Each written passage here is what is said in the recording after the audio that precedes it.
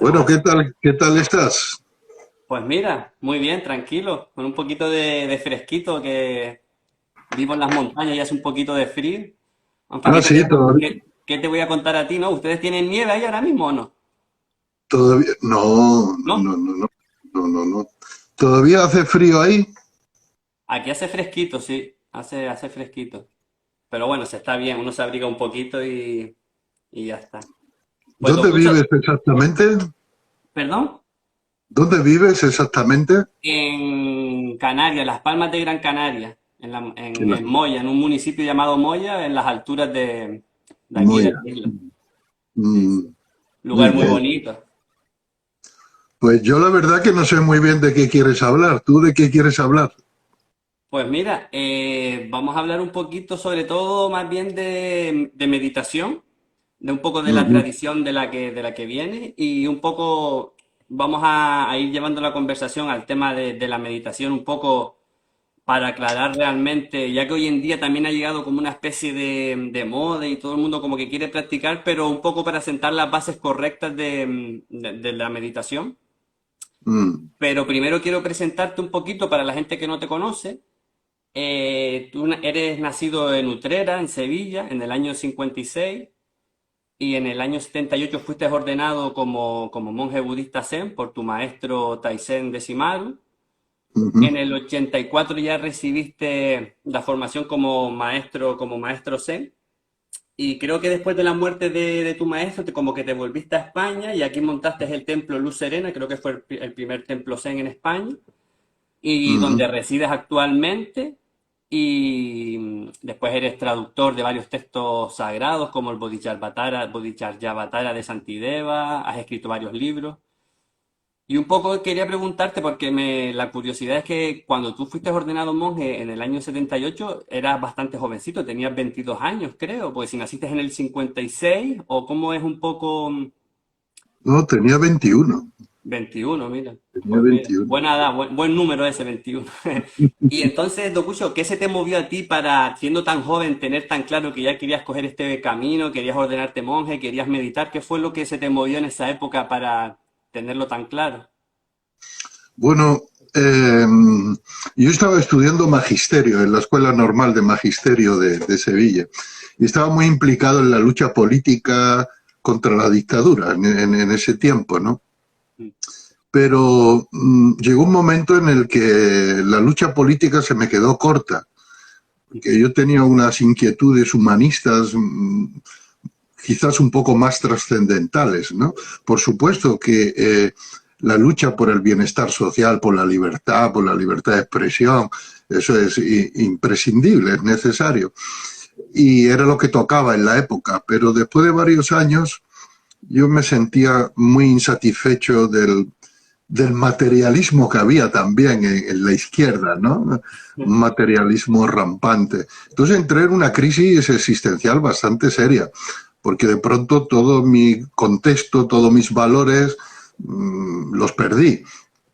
Entonces, en medio de esta crisis existencial, pues apareció un monje en Sevilla, que venía de París, era un discípulo del maestro de Shimaru, un español exiliado, bueno, de familia de exiliado, que se había vivido en Francia, en París toda su vida, se formó como monje y entonces vino a España, a Sevilla, para abrir un centro. Y yo asistí a la conferencia y después le ayudé a encontrar un local y a preparar el local y todo eso y empecé a meditar con él. Me enseñó y empezamos a meditar en el grupo.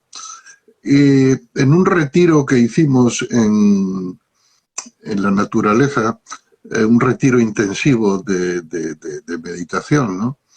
Tuve una experiencia espiritual muy fuerte. Y la cuento en algún libro. Yo creo que en el libro que se llama Clara Luz está ahí. Es la única vez que lo he contado así, ¿no? Y entonces ahí sentí muy claramente que mi vida, si yo había experimentado eso a través de la meditación zen, es porque la meditación zen era un camino para mí, ¿no? Así que pocos meses después dejé magisterio, dejé de estudiar ya en el último año, De hecho, estaba a punto de presentarme a los exámenes finales de fin de carrera, pero hice una opción de vida y me fui a París, y entonces allí recibí la ordenación del maestro Taisen de Shimaru. Y desde entonces, pues ya toda la vida lo he dedicado a esto, ¿no? Qué bien.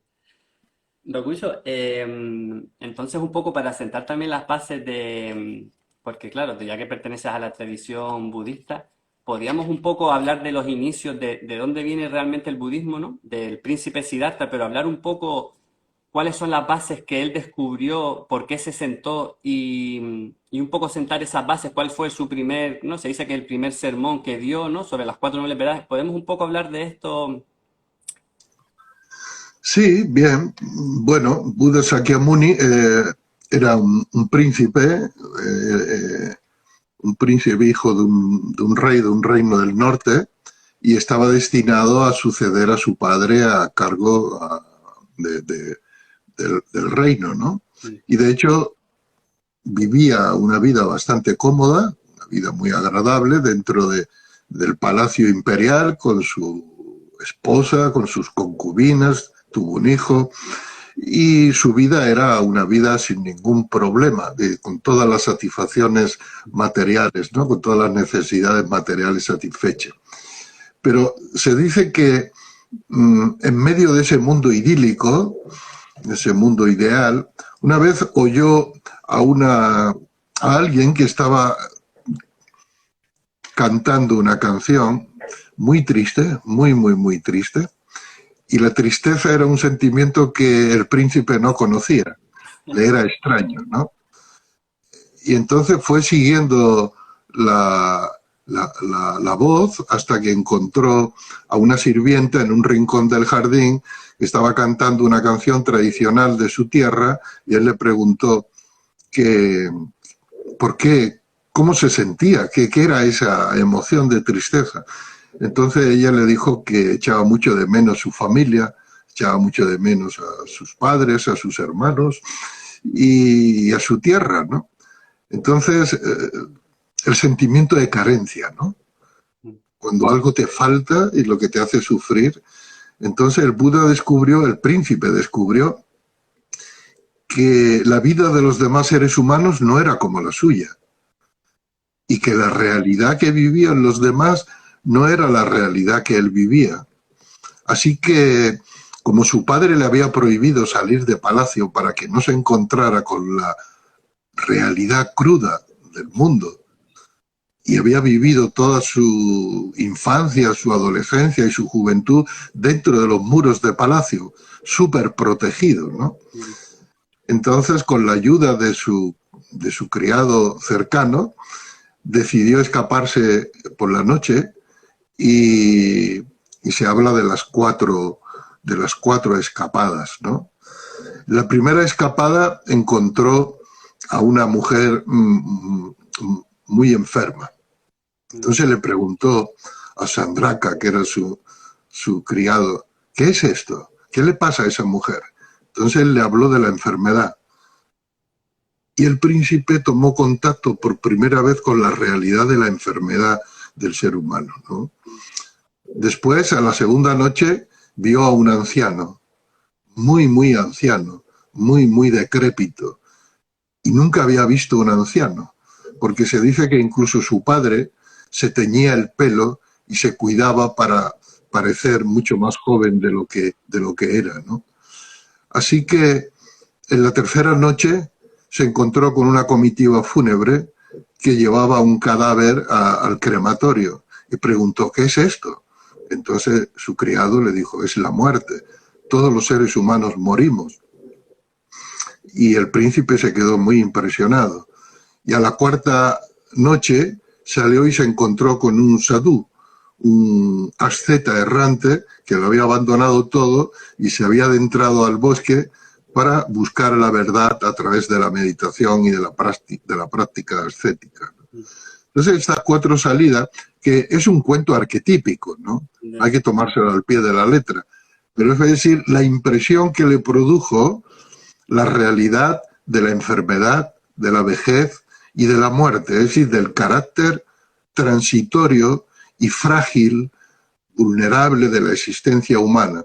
Y en la cuarta salida, pues vio un camino de búsqueda de la verdad. Así que, después de reflexionar, decidió dejar Palacio, dejar su condición de príncipe y adentrarse en los bosques para buscar la verdad de la raíz del sufrimiento humano.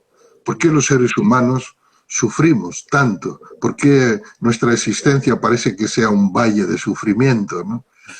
Y allí estudió con distintos brahmanes, que eran los ascetas renunciantes, ¿no? Estudió distintas técnicas de meditación, las perfeccionó, las practicó intensamente, así como ascetismo, prácticas de mortificación incluso, ¿no?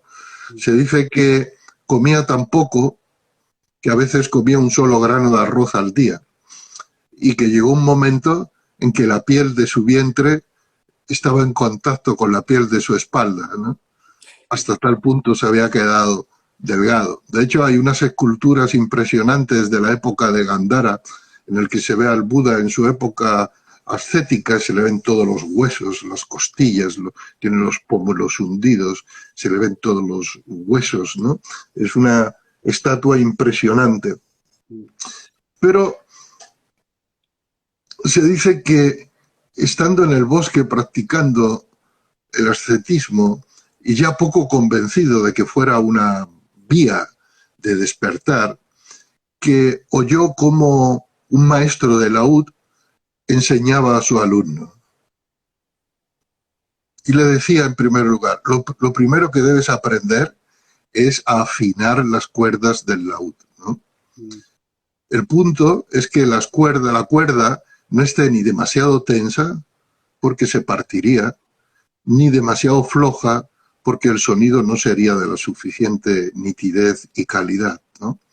Y escuchando esto, el asceta Gotama, que así se llamaba, entendió que en la primera época de su vida la cuerda había estado demasiado floja.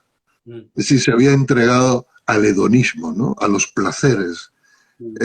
Buena comida, buena bebida, buen sexo, artes marciales, un jardín impresionante, buena ropa, criados. Lo que podríamos decir que mucha gente desea hoy en día, ¿no? Vivir una vida en la que todo sea sensualidad y hedonismo, todo sea placer, todo sea gusto y que no haya ningún tipo de tristeza ni ningún tipo de dolor.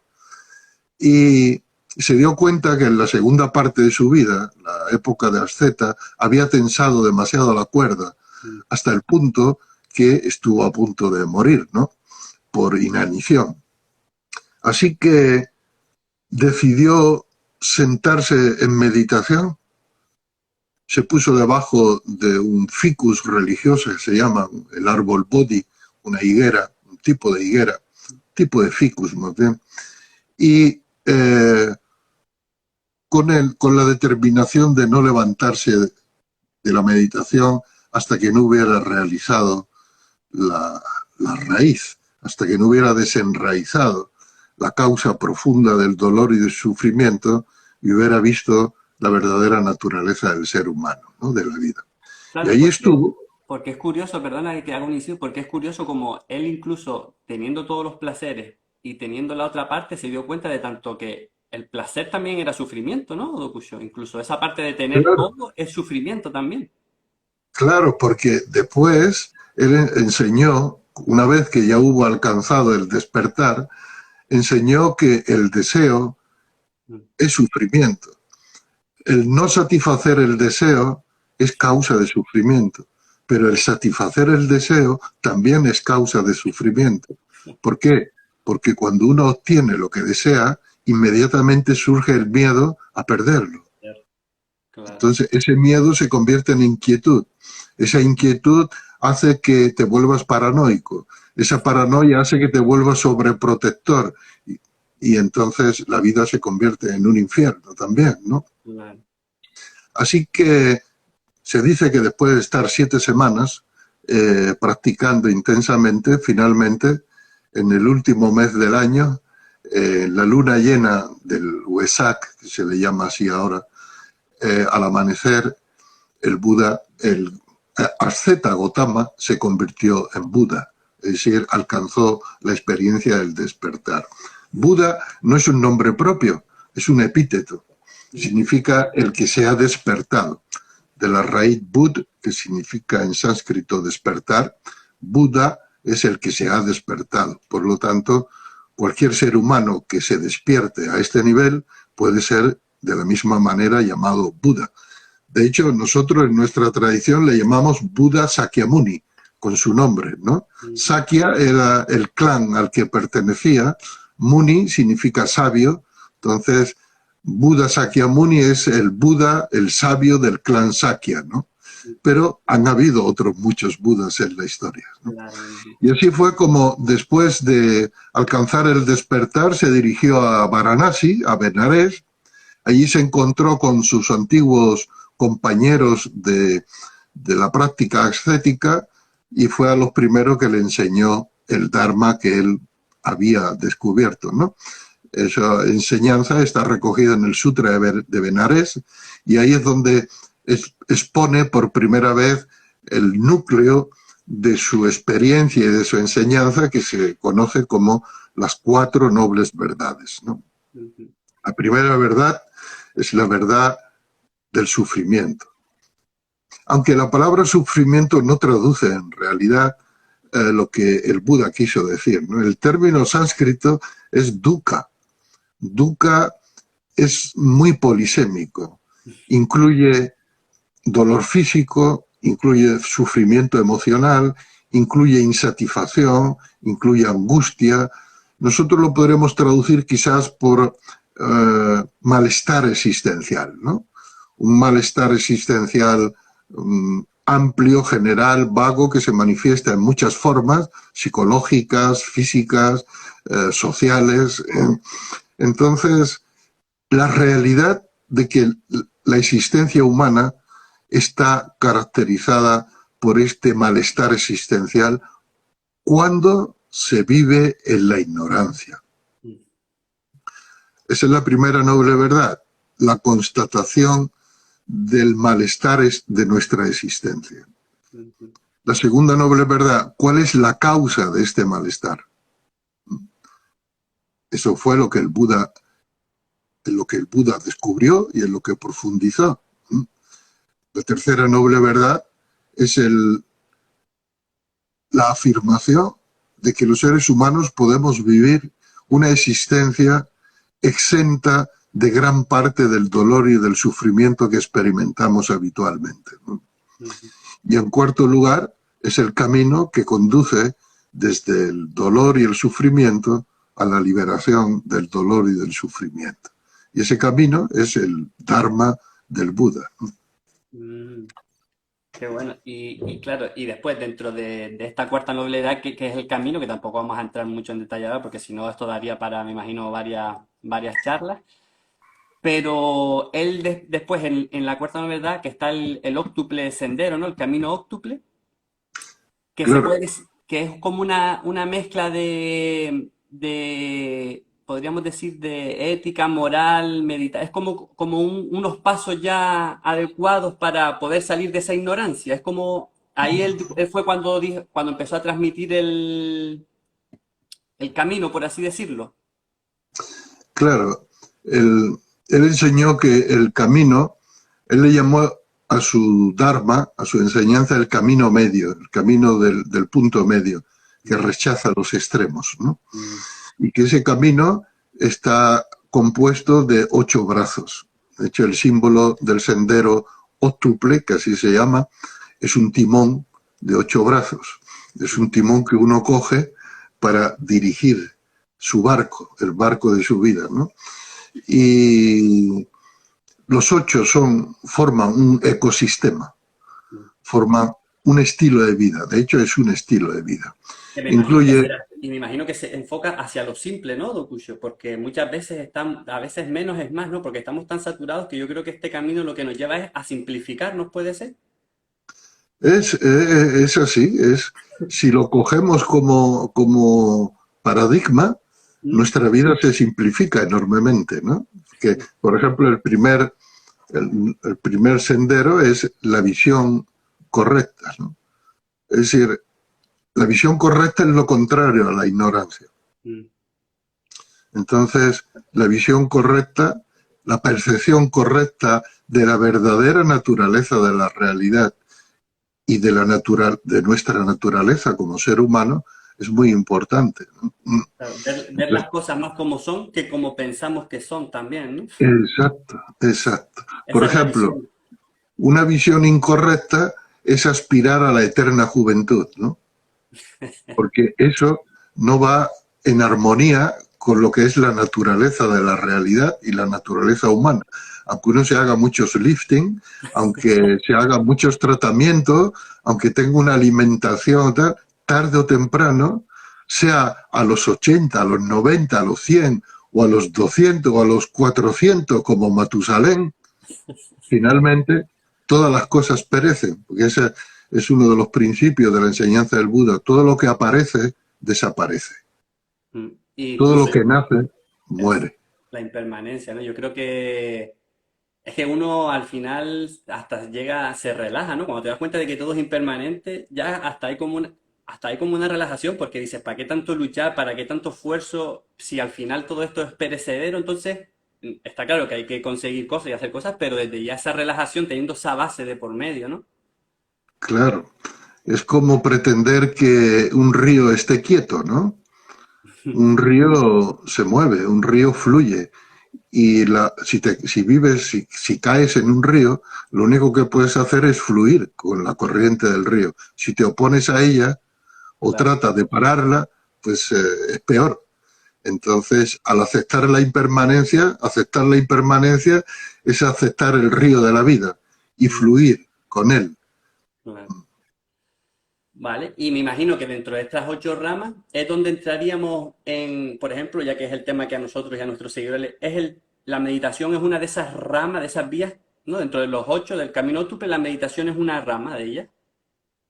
La meditación correcta es el octavo, después de pasar por la intención correcta, la palabra correcta, la acción del cuerpo correcta, el modo de vida correcto, es decir, cómo nos ganamos la vida, qué Mm, hacemos, ¿no? El esfuerzo correcto, la atención plena correcta y por último todo conduce a la meditación correcta. Porque en la vida del Buda, la liberación o el despertar se produce básicamente a través de la meditación. mm, La meditación para nosotros es como el laboratorio donde el científico se retira para ver cuál es la causa de la infección de la pandemia, de la epidemia que asola a la humanidad, ¿no? mm, Y más allá de la pandemia que estamos sufriendo ahora, hace muchos siglos que la humanidad sufrimos otra pandemia permanente que es la ignorancia, que se manifiesta de muchas formas conflictivas a lo largo de muchas generaciones. Entonces el meditador es el que se retira a su laboratorio interno para investigar en su propia mente cómo es el funcionamiento de su propia mente, cómo se manifiesta esa ignorancia, cuáles son sus raíces y cómo hacer para disolverla, ¿no? mm.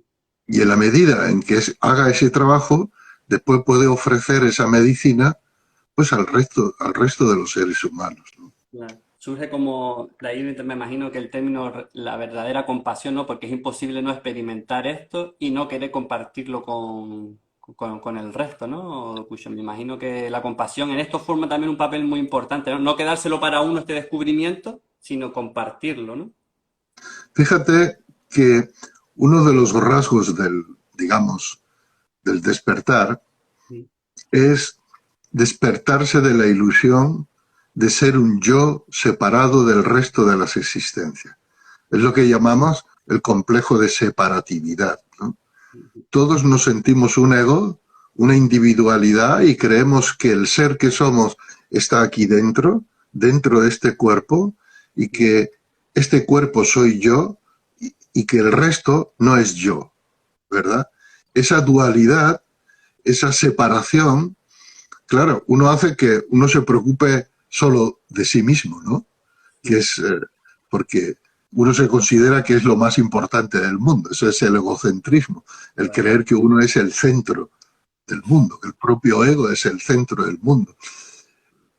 Esa es una de las manifestaciones más evidentes de nuestra ignorancia existencial. En la experiencia del despertar te das cuenta, no solo que te des cuenta porque lo pienses, sino porque lo experimentas con todas tus células de que no existe tal yo. No hay un yo separado de la totalidad. Entonces te das cuenta que la vida, tu vida, es la vida de todo lo que te rodea, Claro. indistintamente, indisolublemente. Por lo tanto, si un árbol, si otro ser humano, si un animal forma parte de tu vida, entonces tú lo cuidas, los cuidas como te cuidas a ti mismo, como la mano derecha cuida a la mano izquierda, ¿no? O como la cabeza cuida al resto del cuerpo. Y de aquí surge naturalmente la compasión. La compasión hay que tener cuidado de que no se convierta en una emoción impuesta, construida, o sea, una entelequia construida del tipo, debemos ser compasivos, todos debemos ser compasivos, porque eso es ahora lo políticamente correcto, porque eso hace de nosotros buena gente. Eso sería una ética externa que no surge desde lo más profundo de la experiencia personal. Pero cuando una persona realiza la unidad fundamental de todas las formas de vida y de todo lo existente, entonces naturalmente su vida emocional se amplía, se ensancha para abarcar a todos los seres vivientes. Y esa es una compasión natural, no artificial, no construida, no un artificio. Claro. Que ya es innato a nosotros, ¿no? Al ser humano. Lo que pasa es que estamos tan enredados con cosas, pero esa compasión me imagino que ni siquiera habrá que buscarla, sino que lo primero es despertar y esa compasión surge innata, de manera innata. No es algo que tengamos eso, que buscar, forzar, querer ser compasivos, sino yo creo que es más bien eso, ¿no? A través del despertar, esa compasión surge. Fíjate que en ese punto el budismo es parecido a la enseñanza de Sócrates, Mm. que Sócrates dijo que no hay seres malvados, solo seres ignorantes, y que uno hace el mal por ignorancia, no porque nuestra naturaleza humana sea malvada por naturaleza. Por lo tanto, cuando te despiertas, lo que surge es la bondad innata, Mm. que es la naturaleza original del ser humano, antes de todos los condicionamientos socioculturales que sufrimos, ¿no? Entonces, esta bondad no es un artificio, no es que seamos buenos porque nos lo ha dicho Buda o nos lo ha dicho Dios o porque tenemos miedo de ir al infierno o porque nos castigue la ley humana. No, surge la bondad porque es lo que sentimos desde lo más profundo del corazón, porque sentimos que eso es lo que nos hace feliz, lo que es acorde a nuestra naturaleza humana. Qué bueno. Mira, y y ahora que nombraste a Sócrates, lo de cuando él, ¿no? Esta famosa frase de él, de solo sé que no sé nada. Y te he escuchado decir a ti también cuando te preguntan qué es la meditación realmente, cuando dices es el arte de no hacer nada, que me parece espectacular y maravilloso, que realmente es muy difícil no hacer nada, pero podemos hablar un poco realmente de qué se trata eso del arte de no hacer nada en la meditación. Vamos a ver, en la meditación budista hay también como distintos niveles, ¿no? Mm. Por un lado, la meditación es un cultivo mental. Entonces, un cultivo, como el cultivo de la agricultura, implica un trabajo, ¿no? Mm. Implica que hay que hacer algo. Por ejemplo, nosotros enseñamos a los que empiezan a estabilizar su atención a través de la concentración. Eso es un ejercicio en el que hay que implicarse para generar, por ejemplo, cuando te concentras en la respiración, en Anapanasati, ese ejercicio hace que la mente se calme realmente. La agitación mental se convierte en la superficie de un lago en calma. Y cuando el lago está en calma, cuando las aguas de la mente se han tranquilizado, entonces reflejan la verdadera realidad, ¿no? A ese reflejar le llamamos vipassana, que es observación de la verdadera naturaleza de la realidad. Eso es un entrenamiento que requiere años, ¿no? Entonces, cuando uno está en ese entrenamiento, está haciendo algo, está haciendo un ejercicio, ¿vale? Pero llega un momento en que se pasa a otro nivel. Y ese otro nivel, una vez que ya se ha instalado el hábito de la concentración y de la observación y se producen naturalmente, ya no se requiere la voluntad y la intención del meditador. Ya es un proceso que se da naturalmente. Y entonces cuando uno entra en la meditación, que es un no hacer nada. ¿Ah? Entonces hay que entender esto, porque si un principiante entiende, escucha, que meditar es no hacer nada, entonces se sienta, no hace nada, entonces la mente sigue con sus hábitos. Y eso puede ser un infierno, ¿no? Entonces hay que aprender a calmar y a poner un poco de orden dentro. Y cuando ya se han instalado estos buenos hábitos, entonces uno se abandona a una meditación no intencional, sin ninguna intención, sin ninguna pretensión, sin ninguna preocupación, solo descansa en la naturaleza original de la mente. ¿Por qué? Porque ya has conectado con la naturaleza original de la mente. ¿Ves? Entonces... Claro, debido a todo el ajetreo ese mental que llevamos dentro, pues el primer paso sería calmar esa mente para que se pueda manifestar esa naturaleza que somos, pero para llegar a calmar esa mente es el trabajo que hay que hacer primero, entonces, porque Exacto. voy a ir metiendo algunas preguntas, porque por ejemplo Luis nos decía que por qué, a ver, era esta, no, soy principiante en esto de la meditación, ya son varias las personas que me han recomendado que practique. ¿Podrías darnos unas pautas básicas para empezar? Pues serían estas, ¿no? Las que hemos hablado. De entonces, primero, calmar la mente. Sí, pero bueno, dicho así, no es suficiente porque Claro. ¿cómo calmar la mente? A ver, seamos serios. Mm, La meditación es una disciplina antiquísima. mm, ¿Mm? Es uno de los grandes logros de la humanidad, del ser humano. Es podríamos considerar un patrimonio espiritual de la humanidad. Entonces, hoy día lo queremos todo muy rápido. Queremos poner una moneda en el expendedor, darle un botón y que nos salga la chocolatina. Y con la meditación tratamos de hacer lo mismo. No. Hay que buscar a un instructor, a un maestro de meditación. Si lo que se quiere es meditación zen, entonces un maestro zen o un instructor zen. No se puede aprender en los libros. Claro, uno puede leer un libro. Yo he escrito un manual de práctica de meditación, de introducción, pero es como un apoyo, claro. es una ayuda. Solo con un libro uno no puede aprender a meditar. Tiene que aprender con un maestro, tiene que aprender con un instructor, estar supervisado por un maestro, porque la meditación es una práctica que puede convertirse en un pantanal y perderte en el manglar, ¿no? De pensamientos, de actitudes, de dificultades, de obstáculos. Entonces, hay una tradición muy antigua que se ha transmitido el conocimiento y la experiencia generación tras generación. ¿Por qué no usar eso? Claro. Entonces, básicamente yo digo en dos palabras, meditar es sentarse y sentirse. Entonces, mientras no encuentres un maestro que te pueda enseñar directamente, pues siéntate y siéntete y toma conciencia de lo que pasa. Claro.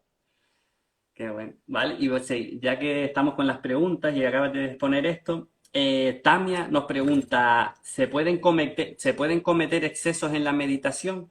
¿Puede la mente llegar a fatigarse si nos pasamos? O sea, me imagino que preguntará desde un estado de que, ¿no? Si no tiene alguien que le instruya, como tú acabas de decir, alguien que sepa, pues ella pregunta, pues, si pueden haber excesos y la mente se puede fatigar. Claro, si cuando la meditación no es correcta Mm. y uno insiste en una manera incorrecta de hacer, pues como un deporte, si no te enseñan y no te enseñan a hacer el esfuerzo con el menor esfuerzo y hacerlo adecuadamente, pues te puedes lastimar un tobillo, un brazo, ¿no? Puedes tener una luxación. En todo hay una manera de hacer, hay una buena manera de hacer. Entonces, pero cuando uno medita bien, la meditación no tiene contraindicaciones, no tiene efectos secundarios, son todos beneficios cuando se medita bien. Qué bueno. Ella nos sigue preguntando, ¿qué factores son los que hacen que conociéndose los múltiples beneficios de meditar, sean tan pocas personas las que se acercan a ello? Porque somos vagos y perezosos y nos dejamos llevar por los hábitos y las tendencias automatizadas, ¿no? Hay una historia, un profesor de universidad fue a preguntarle a un maestro zen que practicaba encima de un árbol. Se había construido una plataforma de meditación en la copa del árbol y había hecho la promesa de no bajar durante años de allí. Vivía solamente meditando allí, le subían la comida con una canastita, así, con una cuerda, ¿no? Lo que no cuenta la historia es cómo hacía sus necesidades mayores. Pero fue un profesor de universidad y le dijo, ¿cuál es la esencia de la enseñanza del Buda? Y el maestro le dijo, no hacer el mal, hacer el bien, ayudar a todos los seres vivos. Y el profesor, que había estudiado mucho, había leído muchos libros, muchos sutras y tenía la cabeza llena de ideas y de conceptos, le dijo, pero eso lo puede entender hasta un niño de 3 años, ¿no? Es como diciéndole, ¿cómo es que me das esa enseñanza a mí, yo que soy un profesor, ¿no? Entonces el maestro le dijo, sí, los niños de 3 años pueden comprenderlo, pero ni siquiera los ancianos de 80 pueden practicarlo, ¿no? O lo practican. O sea, la cuestión es la práctica, aunque entendamos muchas cosas.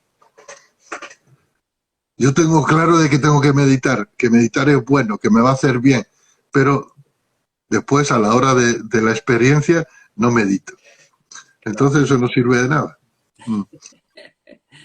El Zen no es un conocimiento intelectual. No sirve de nada leer miles de libros. El Zen es una experiencia. Y esa experiencia se manifiesta básicamente a través de la práctica de la meditación, aunque no solo de la meditación. Hemos visto en el sendero Tuple que Claro. hay un modo de vida correcto, una palabra correcta, una intención con la que hacer las cosas correctas, un esfuerzo continuado correcto, es ese ecosistema, ¿no? Claro, claro, pues si no se queda como cojo. Es como, por ejemplo, decir que cómo ha llegado el yoga a Occidente, que solo se ha quedado en la parte superficial de las posturas. Se puede decir que del budismo se ha cogido el mindfulness, que es del octavo, ¿no? La atención plena del octavo sendero, y solo se ha cogido eso y se ha quedado un poco cojo, sí, que es muy positivo, te ayuda a concentrarte más, pero es lo que acabas de decir, ¿no? Que no es completo, siguen faltando cosas, no solo puedes tener atención plena si te falta todo lo demás, ¿no? Me imagino que el Claro, mindfulness ha llegado así, ¿no? claro, hombre, hay que reconocer que el mindfulness le está haciendo un bien grande, ¿no? A la gente, porque le está mostrando al menos que hay una manera de cambiar el estilo de vida, de estar en conexión con uno mismo, te pone en contacto con las cosas reales. Hay mucha gente que se está beneficiando del mindfulness. Pero es cierto que se ha producido una desnaturalización de lo que es la práctica meditativa en el contexto budista, ¿no? Porque el marco en el que se practica, la intención con la que se practica, la visión con la que se practica, el modo de vida que se sigue, todo eso está en relación con la práctica de la meditación. Y actualmente, desgraciadamente, muchos usan el mindfulness como una aspirina para quitarse un dolor de cabeza, para quitarse una molestia, sin saber que el síntoma habla de una causa profunda, ¿no? Mientras que el Dharma del Buda va a la causa profunda, pues el mindfulness moderno, yo no creo que esa fuera la intención de su creador, de Kabat-Zinn, ¿no? Pero es nuestra cultura la que convierte todo en superficial y en utilitarista, ¿no? Entonces, por esto, viendo esta situación, hace 6 años yo creé un protocolo de mindfulness que llamo MBTB, es mindfulness basado en la tradición budista. Es decir, es un mindfulness, una práctica de meditación sencilla para laicos, que no tiene nada que ver que para practicarlo no hace falta ser budista, pero que incluye la ética, incluye la visión general necesaria para que la práctica de la meditación no sea una aspirina para calmar un dolor, sino sea una herramienta de un despertar más profundo. Qué bueno. Pues vamos a seguir con alguna pregunta, espera, porque creo que también nos están preguntando por aquí. Mira, nos pregunta, Oye, ¿tú estás grabando la sesión esta? esto se queda, sí, esto se queda totalmente grabado porque una vez que te termina se queda grabada en directo en el Instagram mío, por ejemplo. Yo no entiendo Ah, mucho de vale. redes sociales, también es la primera vez que estoy haciéndolo, pero sé que cuando No, vale. terminemos me da la opción de grabarlo y lo dejo en la página puesto. Y ahí lo puedes coger o Vale. compartir o lo que quieras. ¿Y tú me lo podrías enviar la grabación después? Me imagino que sí, vamos a investigar a ver porque desconozco, pero yo creo que sí se puede. Yo después Vale. investigo y te digo. Bueno, Mira, disculpa que te he cortado. ¿Qué no, pregunta estabas haciendo? para nada, encantadísimo de que me corte. Mira, a ver, hay alguna pregunta por aquí. Dice, ¿piensas abrir un dojo en Madrid? Y me pone diferencia meditación Zen y meditación mindfulness. Creo que hemos hablado un poquito, pero bueno, la pregunta es, ¿piensas abrir un dojo en Madrid? Y la diferencia entre meditación Zen y meditación mindfulness. Esa es una de las preguntas. No, no tengo ninguna intención de abrir un dojo en Madrid. De hecho, yo no abro los dojos. Los dojos lo abren los practicantes y que me piden asesoramiento y después yo voy y les asesoro, ¿no? Pero sí que tengo que decirte que en Madrid tenemos un círculo de práctica de meditación mindfulness desde hace bastante tiempo y que funciona muy bien. Entonces, la meditación mindfulness MBTB que nosotros enseñamos es una meditación sin rituales religiosos, sin hábitos. Es una meditación que no precisa el contexto budista, de budista zen. Yo soy un monje budista y en el templo en el que vivo, pues practicamos meditación zen, practicamos con todos nuestros rituales, que son importantes para nosotros, pero hemos entendido que mucha gente no es tan interesada por eso y sin embargo sí están interesada en la práctica en sí de la meditación. El MBTB, la meditación mindfulness que nosotros enseñamos, es básicamente la meditación zen simplificada, simplificada y enseñada de una forma estructurada y progresiva para que toda persona, independientemente de su religión o de su no religión, de su ideología o ausencia de ideología, puedan practicarlo y vean y experimenten los beneficios. Entonces, para esta persona que ha preguntado, le puedo decir que entra en la página web de la Escuela de Atención Plena, que es la escuela de mindfulness que he creado. La dirección es www.eaplena de escuela a atención plena, eaplena.es, Y ahí hay una sección donde están todos los círculos de práctica que tenemos en España. Hay muchos monitores que se han formado ya, que son los que llevan estos círculos de práctica. Y el de Madrid particularmente es uno muy activo y uno de los más numerosos. Ahora, si quieres propiamente la meditación Zen, en Madrid hay otro dojo que no es de nuestra comunidad, es de la maestra Bárbara Kosen. Entonces puedes buscar en internet y puedes ir a practicar meditación Zen en este dojo de Madrid. Y si no, cuando se levante el confinamiento, puedes venir a aprender y practicar aquí en el templo Luz Serena, que está solo a 2 horas a 1 hora y media de Madrid, en el AVE. Qué bueno, qué completa la respuesta. A ver, después. Más completa imposible.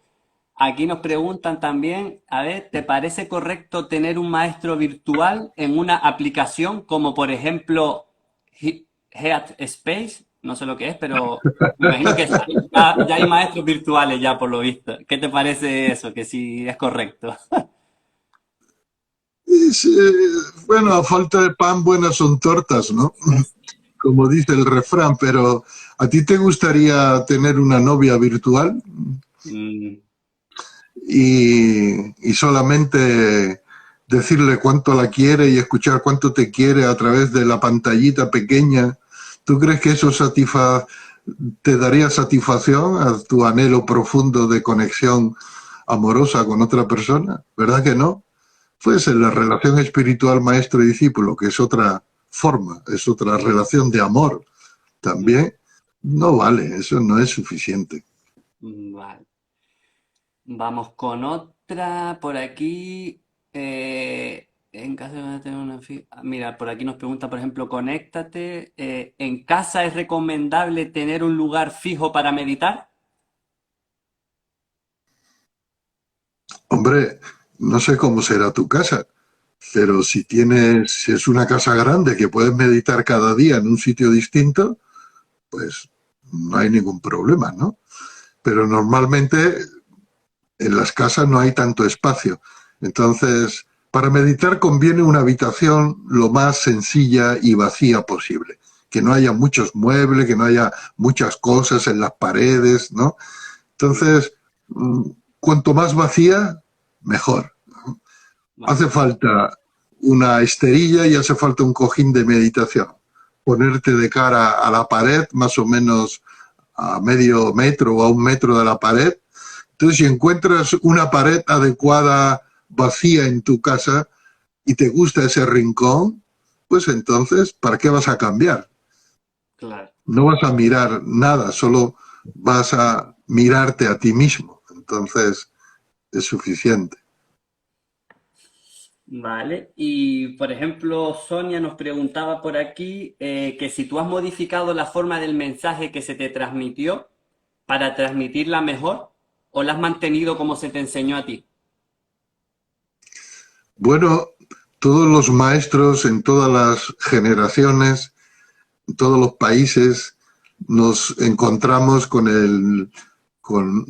la misma tarea, que es transmitir lo atemporal, una verdad que es atemporal dentro de las coordenadas culturales y sociales de cada época determinada.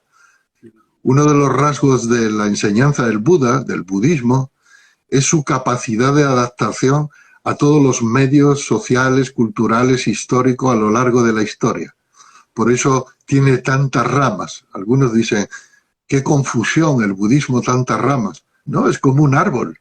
Un árbol cuando tiene muchas ramas y tiene una copa enorme, puede acoger a un montón de pájaros en Vale. distintas alturas. El budismo es igual.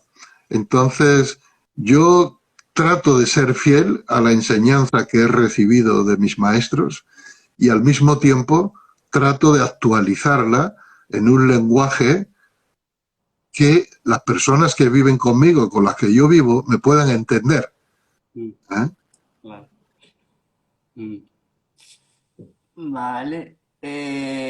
Nos preguntan por aquí, por ejemplo, ¿cómo se elija un maestro? Pues entras en Amazon y buscas Maestro Zen y de todos los que te salga, pues tú eliges el que tenga el precio adecuado para ti y la calidad. ¿Qué pregunta? ¿Cómo se elige un maestro? Eso como preguntar, ¿cómo se elige novia? ¿Cómo elijo a la mujer o al hombre de mi vida? A mi pareja. Pues será con el corazón, será con la luz del corazón y la luz del espíritu, ¿no? Claro. En nuestra tradición, aparte de eso, es importante que sea un maestro reconocido por el linaje de la transmisión. O sea, no cualquiera que digas, yo soy maestro Zen, es un maestro Zen. Bueno, uno puede decir lo que sea, ¿no? El Papa Clemente del Palmar decía que era papa, ¿no? Porque él mismo se nombró papa, ¿no? Entonces cualquiera se puede nombrar maestro Zen. Pero en la tradición, no cualquiera es maestro Zen. El maestro Zen es reconocido por su maestro y es reconocido por el linaje de maestros de la transmisión. Entonces, ¿cómo elegir un maestro? Pues ponte delante de uno, mira a ver qué te dice, qué te hace sentir, ponte al lado de otro, mira a ver qué te dice, qué te hace sentir, y el que te haga trabajar más, pues seguramente ese será el mejor maestro para ti. No el que te resulte más simpático, sino el que te haga trabajar más de verdad. El que más destruya tu ego, ¿no? También por así decirlo, ¿no? Pues, pues, eso es muy violento. Ya, está muy bien, suena muy violento. En el Zen no tenemos ningún ego que destruir. No luchamos contra el ego. Solo hay que darse cuenta de que el ego no existe Eso. como entidad real. Es como si lucharas contra un fantasma. Si luchas contra un fantasma, le das más realidad, le das existencia.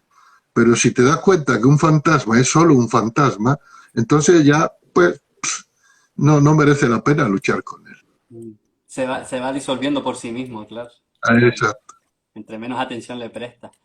Vale, vamos aquí con la última pregunta. ¿Cuánto tiempo mínimo diario? Sebastián, por ejemplo, Sebastián Siveira, buenas tardes. ¿Cuánto tiempo mínimo diario sería recomendable para la práctica de la meditación? Nosotros decimos que una meditación de menos de 20 minutos no consigue entrar exactamente en el estado, ¿no? Entonces, una meditación recomendable, mínimo 20 minutos, máximo no hay máximo, porque depende de la experiencia de cada uno. Pero 50, 60 minutos y hacer varias meditaciones a lo largo del día, si se puede, ¿eh? es algo muy propicio. Pero mínimo 20 minutos. Mínimo, muy bien. Luis Zavala Suárez nos pregunta, maestro, ¿podría recomendarnos un koan para meditar y desarrollar nuestro equilibrio? Gracias. En la escuela Soto, que es en la que yo sigo, la que yo me he formado, no usamos los koan. Los koan es una práctica también muy seria de la escuela Rinzai y requiere una instrucción de un maestro. No es que dame un koan para que me entretenga durante un tiempo. No es así. Pero puedo decirte que en toda la búsqueda espiritual, los dos koanes, los dos enigmas que hay que resolver son ¿quién soy yo? ¿Y qué es esto? ¿Qué es esto? ¿Quién soy yo? ¿Y qué es esto? Indaga en eso, a ver a dónde llegas. Mm, Muy bien. Pues, Dokucho, tenemos que ir ya terminando porque ya se nos ha pasado casi la hora. Creo que nos permite nada más una hora el Instagram en directo, creo que son tres. Ah, Entonces, bueno, vamos a cerrar porque vamos a quedarnos solo con una palabra porque quería nombrarte dos, porque son dos palabras que se usan bastante en Occidente, ya en el día a día las estamos oyendo constantemente, pero no sé si han llegado con su significado correcto. Y una de ellas es el karma. ¿Podrías realmente hablarnos brevemente, si puedes, el karma, cuál es realmente su significado? a ver, karma es una palabra sánscrita que literalmente significa acción. actividad. Entonces, toda acción puede ser buena o mala, ¿no? Mm. ¿De qué depende que una acción sea buena o mala? Pues depende de la intención, depende de la habilidad y depende del resultado. Entonces, cuando en la tradición budista hablamos de mal karma, nos referimos a un karma a una acción, a una manera de vivir, a una manera de pensar, a una manera de hablar que genera dolor y sufrimiento en otro y en uno mismo, ¿no? Entonces, si nuestras palabras, nuestras acciones, nuestros pensamientos generan dolor y sufrimiento, eso es, digamos, un mal karma, ¿no? ¿Por qué? Porque esta ética, este sentido ético del budismo, está basado en el hecho de que a todos los seres sensibles, sensitivos, no nos gusta sufrir, no queremos el dolor y el sufrimiento. Entonces, es un anhelo universal de todas las formas de vida el vivir en un estado exento de dolor y de sufrimiento. Si nosotros generamos dolor y sufrimiento en los demás, estamos yendo contra su propia naturaleza. Y si lo generamos en nosotros, estamos yendo contra nuestra propia naturaleza. Entonces, el buen o mal karma viene dado por esto. Pero la intención es muy importante, porque a veces la intención es buena, pero el resultado no es bueno. A veces uno hace algo con buena intención y eso produce más dolor y sufrimiento, porque se requiere las habilidades, lo que en el budismo se llama la sabiduría de los medios hábiles, el how to do, que dicen los ingleses, cómo hacer, ¿no? Vale. Vale, nos llega un montón de preguntas, pero está claro que ya tenemos que cerrar, no podemos... Vamos a atender solo esta última, que es de Débora Palomo, y nos dice, esta charla es un regalo, gracias. ¿Algún consejo para meditar con nuestros hijos? Y ya cerramos aquí. ¿Algún consejo para meditar con nuestros hijos?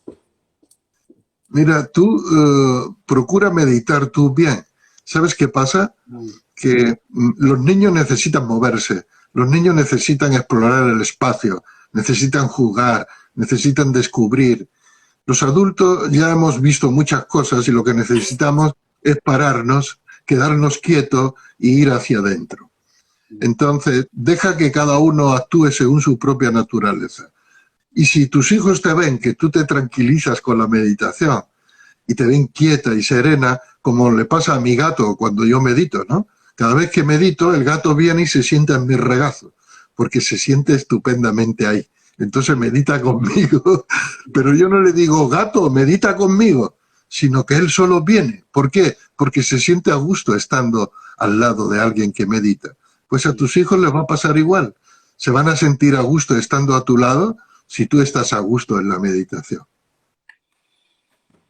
Pues, Tocuyo, maravilloso. Quedan 2 minutos. Vamos a dejarlo ya por si acaso que después no nos deje subirlo Bueno, el por encuentro. cierto, por cierto que mi nombre es Dokushó, con acento en la Dokusho. O. Dokusho. Muy bien. Te lo digo al final ya. Avisas al final.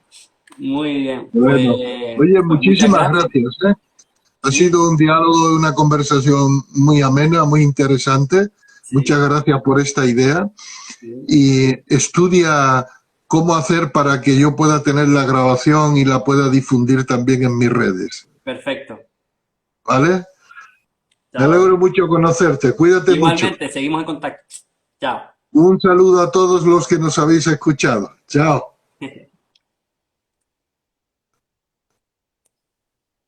¿Y ahora qué? Ahora cortamos ya. Yo voy a cerrar, espérate, voy a cerrar ya.